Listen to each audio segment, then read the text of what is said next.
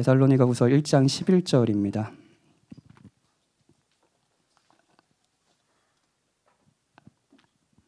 데살로니가후서 1장 11절입니다. 우리 한 절이니까요. 같이 읽도록 하죠.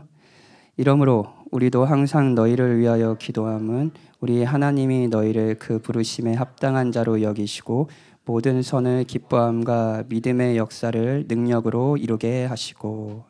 아멘. 예, 지난주에는 못했지만 이제 2주 전부터 저와 이제 여러분은 이제 바울의 기도, 신약 성경에 나타난 바울 서신에 적혀 있는 기도를 살펴보면서 그러니까 그런 얘기를 했잖아요. 우리가 기도를 한다는 건 기본적으로 우리가 어떤 세계관을 가지고 있다라는 건데, 그래서 저는 이걸 나라라고 했죠. 어떤 나라에 있다라는 건데, 그럼 기도한 사람은 어떤 나라에 있는지에 대한 살피면서 우리가 어떻게 기도해야 되는지 좀 이렇게 이 주제로 계속 설교를 듣고 같이 기도하려고 합니다. 편지를 하나 읽으면서 설교를 시작하려고 해요. 예, 좀 뜬금없는 편지인데 한번 들어보세요. 한 주 동안 연락이 되지 않은 건 나도 내 마음을 잘 몰라서였어. 답답한 마음에 바다에 오니까 되게 어색하네. 감정을 어떻게 잡아야 될지 모르겠네. 답답한 마음에 바다에 오니까 생각이 정리가 되는 것 같아. 그냥 내가 힘들었나 봐. 너를 좋아하는 건 아니었던 것 같아. 그냥 힘든 시간에 옆에 있는 사람이 필요했던 거였고 그게 너였던 거야. 가혹하더라도 어쩔 수 없어. 노래 가사 같죠? 예. 19세 소년이 한 여름에 받은 메일입니다. 예, 메일이에요. 이 메일을 받고 이 친구가 보름 정도로 정신을 차리지를 못했습니다. 정확히는 이 친구를 마음에 두고 만나고 이렇게 밀당한 게 한 달 정도니까요. 한 보름 정도 이제 미쳐 있었던 거예요. 문제는 이 소년이 19세였다는 겁니다. 19세는 한국에서 고3입니다. 예. 고3 여름. 이 소년은 친구의 학원 친구라고 소개받은 여자아이와 한 달 보름간의 밀당을 했습니다. 어리석지 않나요? 수능을 채 100일도 남기지 않고 불안과 스트레스를 설렘으로 바꾸려고 했어요. 기본적으로 다 약간 제정신이 아닙니다. 수능을 100일을 앞두고 여자를 소개받는 아이나 소개해준다고 하는 친구나 소개를 받고 한 달을 만나다가 연락을 끊고 바다로 간 여자아이나 전체적으로 약간 제정신이 아니에요. 그렇죠? 드라마 많이 본 거죠. 그렇죠? 뭐 헤어지면 그냥 헤어지면 되지 바다를 왜 가? 지금 고3인데. 예. 수능이라는 결말을 알고 생각하면 정말 어리석은 사람들 아닌가요? 예, 제 얘기입니다. 제 얘기. 제가 이 메일을 예. 놀라지 마세요. 예, 저도 결혼했고요. 여러분 형제들 힘내세요. 예, 이게 제가 이제 그때는 다 한 메일 아세요? 예, 한 메일로 이제 해서 이게 이제 한 메일을 안 들어가고 있다가 제가 한 메일을 하려고 했더니 이게 다 카카오톡으로 바뀌었더라고요. 그래가지고 막 그걸 찾으려고 별짓을 다 했는데 결국은 이제 못 찾아서 그때 제 기억에 이런 말을 했던 것 같다라면서 이렇게 적은 거예요. 근데 이런 얘기였어요. 물론 그때 한 달 보름의 방황을 안 했다고 해서 대학이 바뀌었을 것 같지는 않아요. 뭐 똑똑한 사람은 아니거든요. 그런데 어찌 됐든 여러분 생각했을 때 쟤 약간 이상한데 예, 제정신이 아니지 않나요? 굉장히 미련해 보이지 않나요? 미래를 전혀 보고 있지 않아요. 그렇죠? 오늘 기도에 관한 설교는요. 결말, 미래를 아는 자들과 결말, 미래를 생각하지 않는 사람들의 나라, 그리고 기도는 이 나라에서 무엇을 의미하는지 한번 살펴보려고 합니다. 오늘 본문은 이제 데살로니가 후서고요.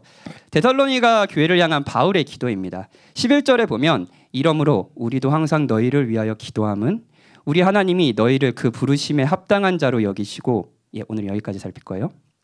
바울이 데살로니가 교회 교인들을 위해서 기도하는데 하나님께서 데살로니가 교회를 부르심에 합당한 자로 여겨달라고 기도를 한대요.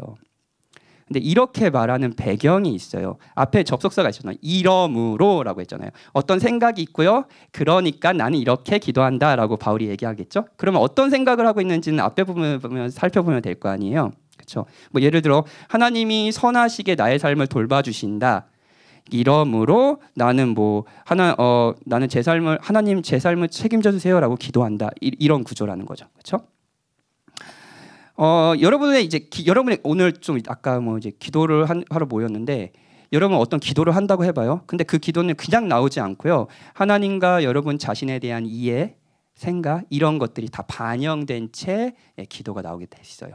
그럼 여러분의 기도는요, 사실 여러분이 지금 여러분이 세계를 어떻게 바라보고 있는지, 그리고 여러분은 어떤 나라와 통치를 받고 있는지, 그리고 여러분에게 하나님은 누구시고 자신은 누구라고 생각하는지가 반영되기 마련이죠. 그래서 우리의 주제가 기도하며 누리는 나라잖아요, 그렇죠? 바울의 나라는 어떨까요? 어떤 통치를 받기에 이렇게 기도하는 걸까요?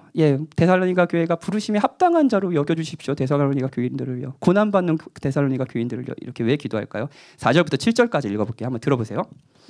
그러므로 너희가 견디고 있는 모든 박해와 환난 중에 너희 인내와 믿음으로 말미암아 하나님의 여러 교회에서 우리가 친히 자랑하노라.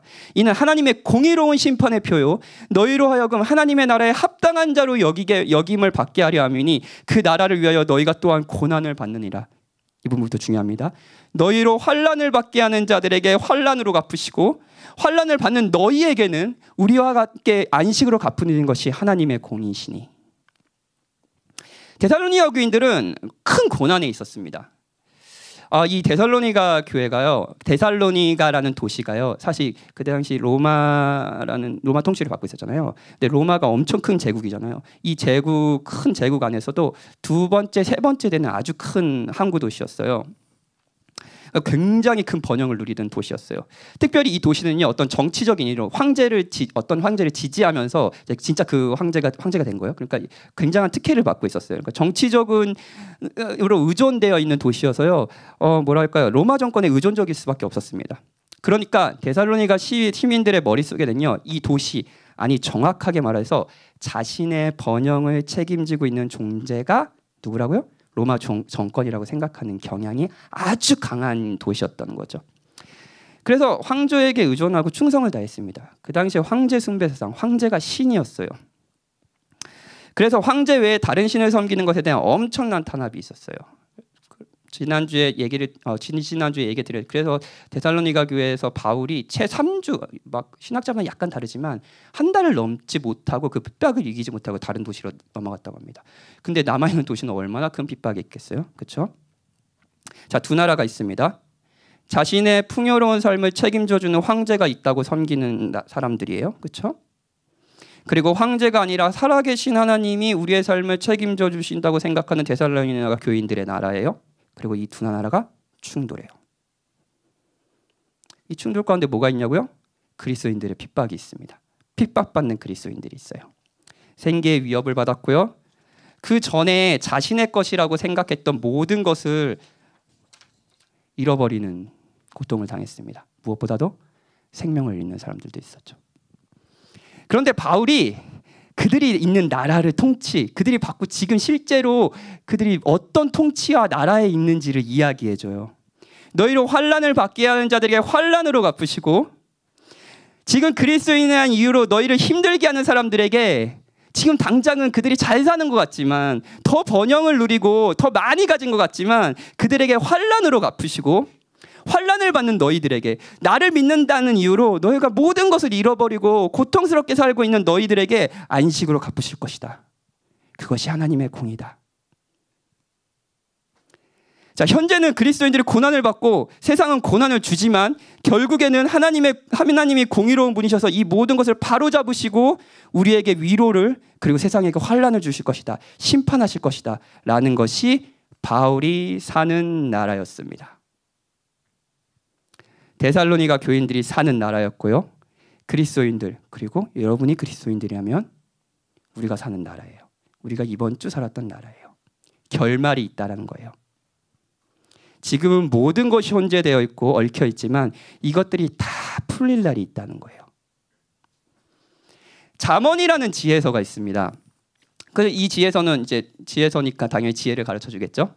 삶을 어떻게 살아가야 될지를 가르쳐줘요. 뭐 제자훈련 이번에 세 번째 단계의 지혜로운 삶을 이제 계속 같이 교역자들과 살피고 있는 분들은 우리 지혜서들을 계속 보고 있을 겁니다. 잠언에서 지혜는 무엇보다도 하나님을 경외하는 것, 하나님을 알고 하나님께 감탄하고 의존하고 한편으로 두려워하는 것이 지식, 지혜의 근본이라고 얘기해요. 진정한 현실이라고 얘기해요. 그분의 명령을 따르는 삶이 지혜로운 삶이라고 해요.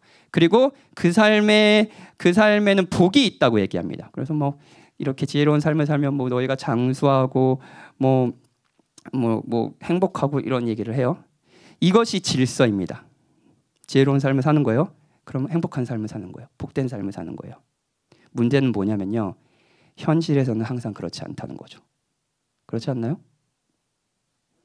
여러분들이 이번 한 주 여러분에게 허락하신 상황에서 그리스도인으로 산다고 했을 때 항상 행복하고 선한 사람이 복을 받고 악한 사람이 벌을 받았나요? 억울하진 않았나요? 여러분 회사 생활하면서 억울하진 않았나요?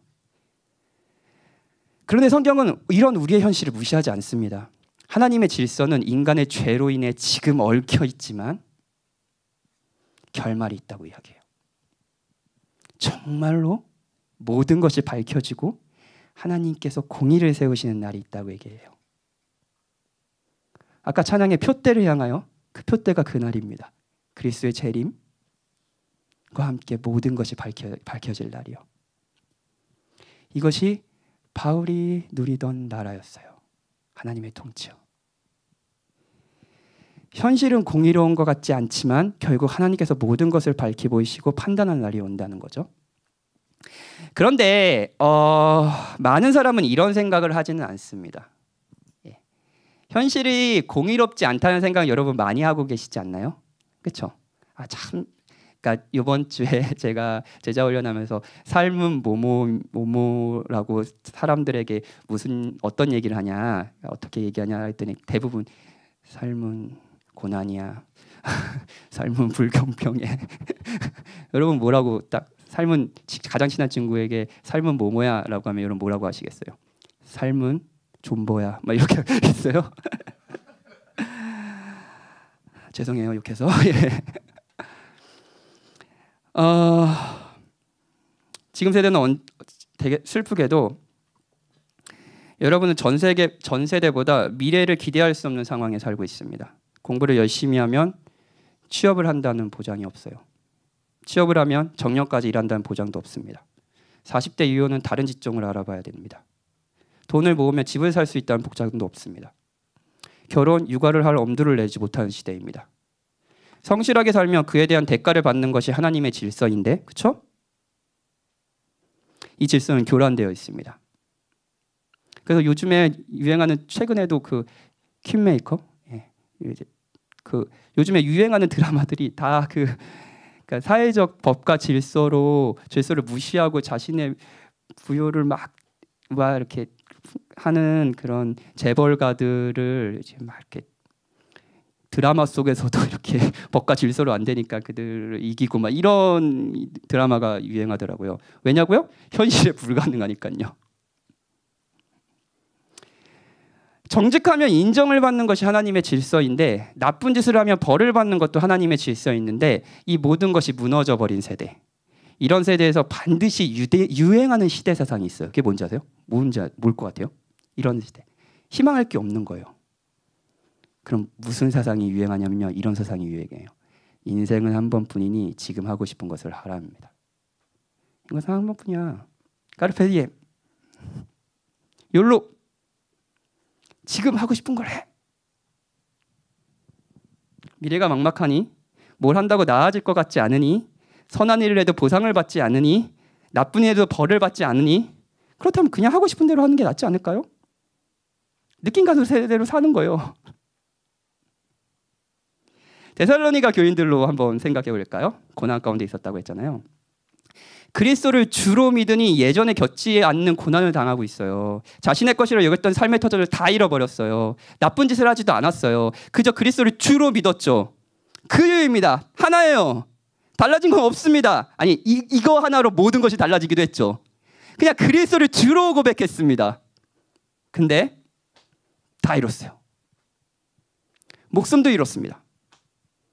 그러면 그리스도고 보고 그냥 사는 것이 낫지 않을까요? 로버트 헤릭이라는 시인이 청년들이여 그때를 소중히 여기시게라는 시를 적었습니다. 그 시를 한번 읽어볼게요. 이건 감정을 좀 잘 넣어서 장미꽃 봉오리를 모아라. 아직 할 수 있을 때. 옛 시간은 계속 날아간다.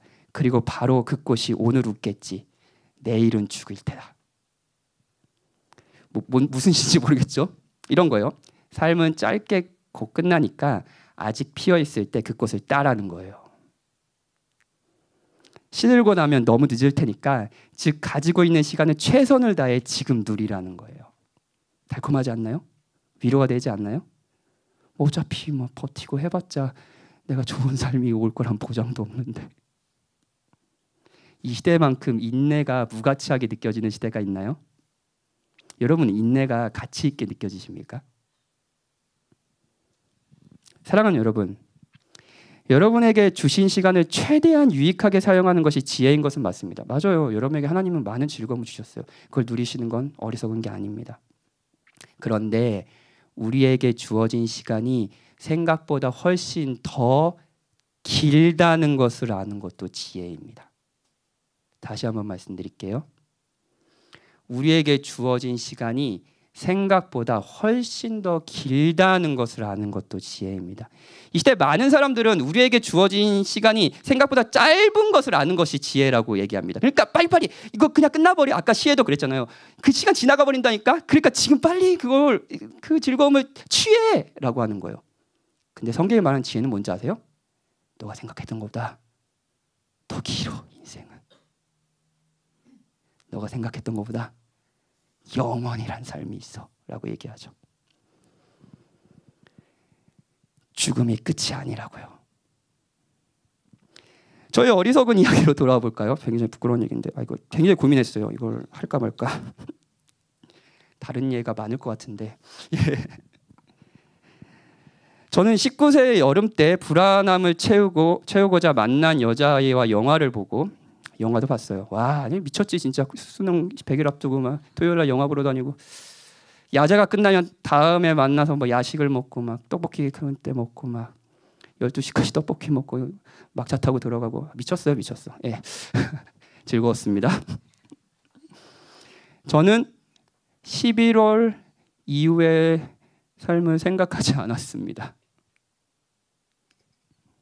지금 사랑을 하지 않으면 후회할 것 같았어요. 다시 그런 여자들을 못 만날 것 같거든요. 한 주째 연락이 안 될 때 아무것도 손에 잡히지 않고 왜 바다에 간 거야?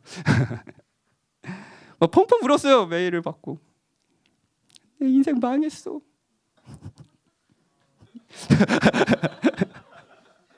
여러분 헤어진 사람 있나요? 인생 깁니다. 진짜요. 인생이 끝난 것 같았어요. 19세 소년에게요. 그런데 저의 삶은요 19세가 생각했던 것보다 훨씬 길었습니다. 수능 뒤의 삶이 있었고요. 저는 그 당시보다 훨씬 더 큰 사랑을 하게 된 사람을 만나 결혼을 했죠. 19세 박현진의 어리석음은요 인생을 길게 본 것이 아닙니다. 짧게 본 거예요. 여러분의 어리석음은 어떻습니까? 제가 이 책은 시리즈 내내 종종 인용할 것 같아요. 왜냐하면 계속 저는 기도할 때 누리는 하나님의 나라와 일반 세상적인 세계관을 계속 비교하면서 할 거거든요. 네, 그 부분 안에서 되게 좋은 책이 있어요. 제라드 윌슨, 황영관 목사님이 번역하셔가지고 되게 번역도 잘하고 되게 좋은 책인데 제라드 윌슨이라는 분이 거짓 복음이라는 책에서 이런 말을 합니다. 거짓 복음은 뭐냐면요, 사탄이 계속 우리에게 복음으로 오해하게 만들면서 하는 유혹된 메시지라는 거예요. 그게 이제 삶은 한 번뿐이니 지금 그 기쁨을 취해라라는 메시지라는 거예요. 한번 들어보세요. 죄는 근본적으로 멍청한 것이다. 죄는 즉각성을 논리로 삼는다. 만족, 아름다움, 그리고 깨달음을 통해 즐거움을 느낄 수 있다는 매력적이고 확실해 보이는 논리다. 하지만 결국에는 대부분의 시간을 낭비하게 만든다. 우리가 매일 마주하게 되는 유혹은 이런 복잡한 논리를 가진다. 넌 이걸 가져도, 아니 넌 이걸 해도 돼. 그럴 자격이 있어. 저 사람들에겐 그렇게 해도 돼. 맛만 보는 건데 뭐 아주 조금이야. 행복하잖아. 아무도 다치지 않을 거야. 마음이 편해질 거야. 이거 감정을 넣어서 얘기를 하네. 널 행복하게 할 거야. 인생은 한 번뿐이야. 그렇게 조금씩 우리는 죽음의 작은 부분을 선택한다. 그것이 생명을 줄 거라고 생각하며 말이다. 죄는 죽지 않으리라 약속한다. 하지만 당신은 죽을 것이다. 우리 모두가 죽는다.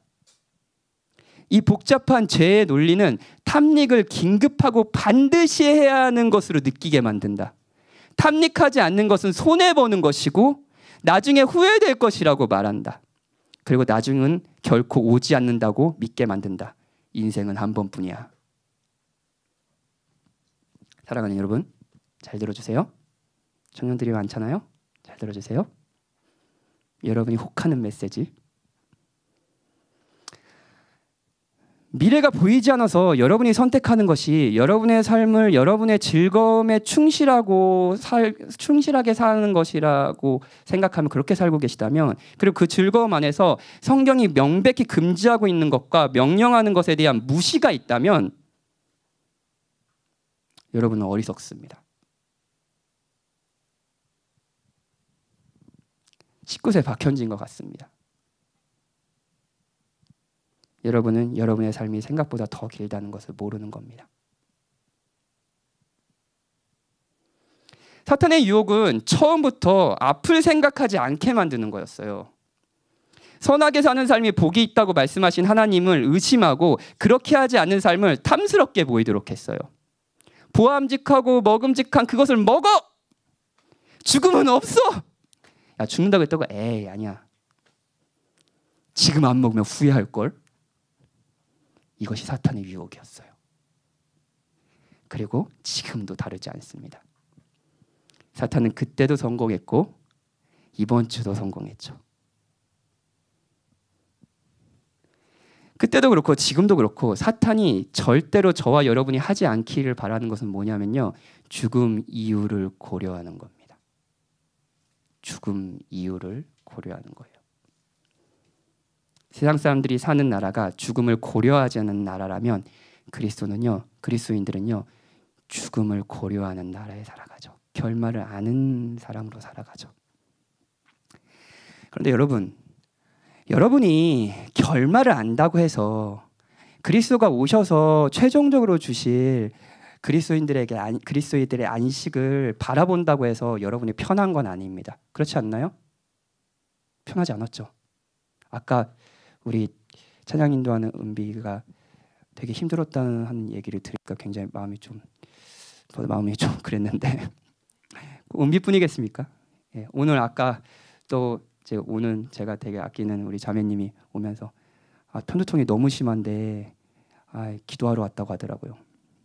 예, 다 여러분들이 겪고 있는 삶의 무게와 어려움들이 있지 않습니까? 결말을 안다고 해도요.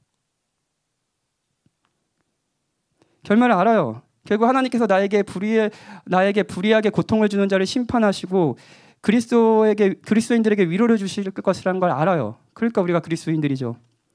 지금 세상에서 이 질서와 공의가 엉켜 있지만 모든 것이 밝히 나타날 것도 알아요. 매번 들어요. 무엇이 옳고 그른 것인지, 무엇이 선하고 악한 것인지 나타날 거예요. 결말을 압니다. 그런데 문제는 뭔지 아세요? 진짜 문제는 뭔지 아세요? 내일을 모른다는 거예요. 결말은 알잖아요. 내일 우리가 어떤 고통을 당할지 모르잖아요.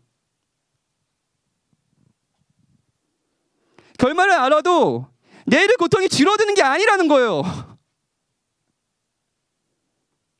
제가 수능이 있다고 알아도 오늘 공부하는 고통이 줄어드는 것이 아닙니다. 그렇지 않나요? 데살로니가 교인들은 결말을 알았습니다. 하지만 그렇다고 삶이 쉽지는 않았습니다. 정말로 다 이렇다니까요. 그래서 바울은 기도하죠.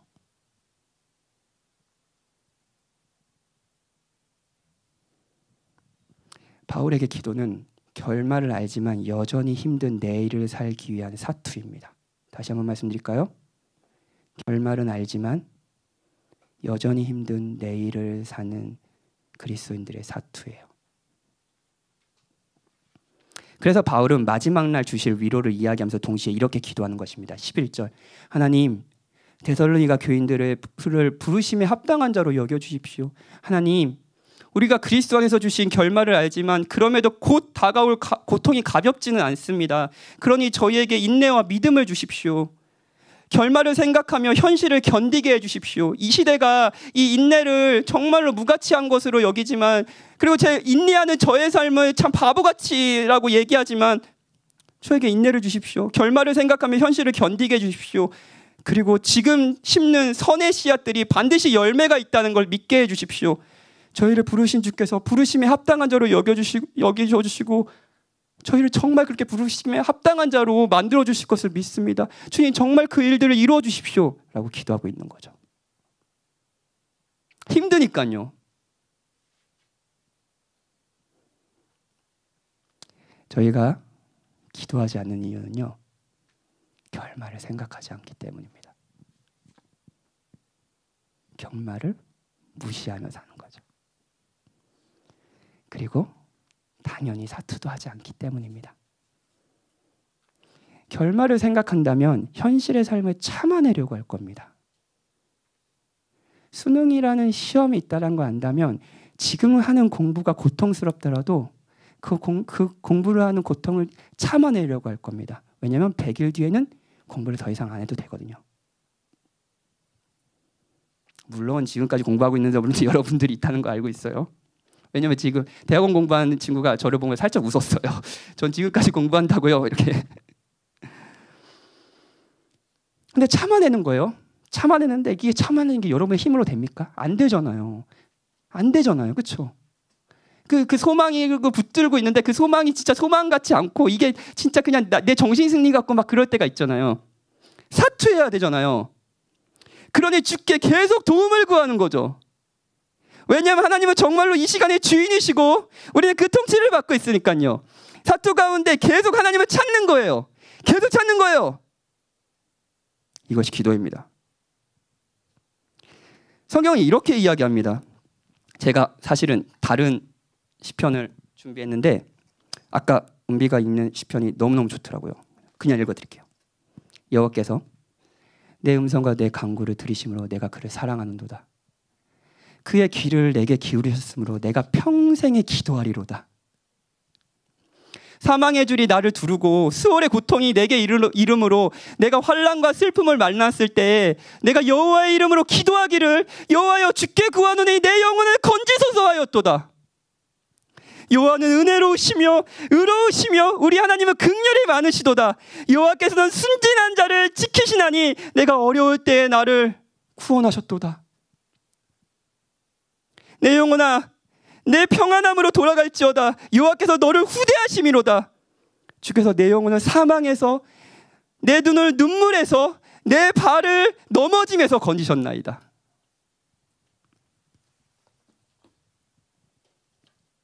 사투 아닌가요? 그런데 문제가 있습니다. 문제가 있어요.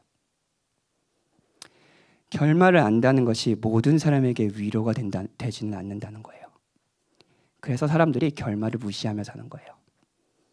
하나님의 공의의 심판이 있다는 것이 모든 사람에게 위로가 되지 않습니다. 죽음은 모든 사람들에게, 그러니까 모든 사람이 다 다르지만 딱 같은 게 있어요. 뭐냐면 모두 죽는 거예요. 그렇죠? 예외가 없잖아요. 근데 진짜 죽지 않을 것처럼 다들 살아가잖아요. 왜냐고요? 결말을 알고 살아가는 것이 고통스럽기 때문이에요. 결말이 위로가 되지 않고 심판인 거잖아요. 많은 사람들이 죽음을 생각하지 않는 이유는 그것이 무섭기 때문입니다. 고3 박현진이 현실의 기쁨에 충실했던 이유는 수능이 무서웠기 때문이에요. 수능이 저의 비참함을 더 보여주는 시간일 수 있으니까요. 시험이 망해버리는 거예요. 그래서 들어보지도 못한 대학으로 가는 거예요. 저의 가치가 그렇게 판단돼 버리는 거예요. 너무 무섭지 않나요? 그러니까 피해버리는 거죠. 수능이 없는 사람처럼요. 사랑을 하는 거예요. 하나님의 심판은 어떻습니까? 우리가 그것이 위로가 될 수 있나요? 마지막 날 하나님의 모든 공의가 드러나신대요. 그게 여러분들에게 위로가 됩니까? 물론 우리는 선을 행하지만 동시에 악을 행하니까요. 지금 이 순간에도요. 설교하는 이 순간에도요. 물론 우리는 하나님의 통치를 누리는 이 나라에 있지만 사탄의 유혹에 넘어가 죄의 즐거움을 항상 탐닉하니까요. 그것이 지혜롭다고 생각하니까요. 그렇게 살지 않은 삶이 손해라고 생각하니까요. 이런 우리가 결말을 아는 것이 위로가 될까요? 그래서 바울은 이렇게 기도합니다. 우리 하나님이 너희를 그 부르심에 합당한 자로 여기시고, 부르심이 먼저요. 합당한 자가 되는 것은 그 다음입니다. 합당해서 부르시는 게 아닙니다. 부르시고 합당한 자로 여기세요. 구원이 먼저고요. 우리의 선함과 인내와 믿음은 그 다음입니다. 우리는 심판을 무시하고 죄를 탐닉하며 현재의 삶을 충실히 살아왔지만 그런 우리를 하나님께서 부르셨어요. 구원하셨어요. 더 이상 그렇게 살지 않게 하셨어요. 죽음이 없는 사람처럼 그 미래를 그냥 무시한 채 살아가지 않게 하셨어요. 죄를 탐닉하는 삶에 더 이상 살지 않게 하셨어요. 건져내셨어요. 그리고 합당한 자로 만드시죠. 인내와 믿음을 주시죠. 그러니 계속 기도하는 거죠. 6절 7절에 보면 이런 내용이 있습니다. 환난을 받게 하는 자들에게 환난으로 갚으시고 환난을 받는 너희에게는 안식으로 갚으시는 것이 하나님의 공의이다. 자, 사랑하는 여러분, 본문은 하나님의 공의를 이야기합니다. 정말로 그렇게 될 거예요. 성경은 하나님의 말씀입니다. 정말로 그렇게 될 겁니다. 이걸 믿으십시오. 그런데 환난을 주신 분이 아니라 환난을 주시지 않았어요. 그리스도는요. 그리스도는 환난을 받았죠. 환난을 받은 그리스도에게 돌아온 것은요, 위로가 아니었어요. 하나님은 오히려 환난을 받은 그리스도에게 환난으로 갚으셨습니다. 그분은 십자가를 지셨어요. 왜 그런가요? 왜 그렇죠? 그리스도를 환난받게 한 바로 우리에게 안식으로 갚으시게 하기 위함입니다. 이것이 하나님의 은혜예요. 하나님의 공의와 은혜의 만남은요, 십자가에서 이루어지고 우리는 여기에서 확신할 수 있습니다. 결말은 확신합니다. 여러분은 위로를 받을 겁니다. 여러분이 이번 한 주 하나님이 없는 삶을 살았다 하더라도 여러분 그 삶 때문에 버려지지 않을 겁니다. 왜냐하면 여러분이 받아야 될 환난, 최종적인 환난을 그리스도께서 당하셨기 때문이에요. 여러분은 위로를 받을 겁니다. 그리스도 안에서요. 하나님께서 그리스도 안에서 여러분을 부르셨고요. 부르심에 합당한 자로 여기실 겁니다. 여러분 이 결말에 대한 믿음과 소망이 더욱 커져 나갈 겁니다. 그리고 소망이 없는 자로 살아가지 않고 소망이 있는 자로 살아가겠죠. 이 하나님의 질서가 교란되어 있고 성실하게 삶은 삶이 무시당하고 악한 자가 오히려 우대받는 이 시대에서요. 데살로니가 교인들에게 주셨던 공의로운 심판의 표로서 인내와 믿음을 여러분에게 주실 겁니다. 그리스도를 보며 우리는 이것을 확신할 수 있어요. 그리고 계속 기도할 수 있습니다.